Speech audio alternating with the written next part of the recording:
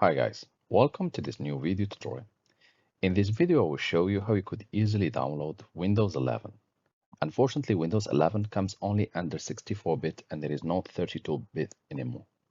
To begin, simply open your browser and type download Windows 11 and hit enter. Check on the results and you want to make sure to click on the first result showing www.microsoft.com as the official website. It shows also the Windows or Microsoft logo. Click on download Windows 11 and wait until the page loads. As a next step, you will have two options. Either use the option Create Windows 11 Installation Media. This will allow also to download the ISO file, or go directly to download Windows 11 disk image for 64-bit devices, knowing that Windows 11 can be only 64-bit. There is no 32-bit anymore. Click Select Language, Windows Multi Edition, and click Download now. You will need to wait a few seconds to up to 1 or 2 minutes until the validation is done.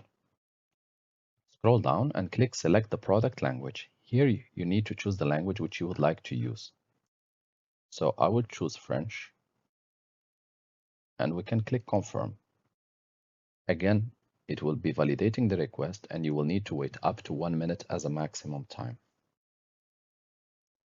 As a next step, here you see Download Windows 11. Next to it, there is the language. Click 64-bit download. You're prompted to save it in a location, so choose your location. You can name it or leave it as it is and click Save. The download will begin, and as you can see, based on my internet speed, etc., it shows 51 minutes, but of course it will be reduced to 10 or 5 minutes. Don't worry, this video won't be this long. I will just pause the video here, and once the download is over, I will show you how the final result looks like.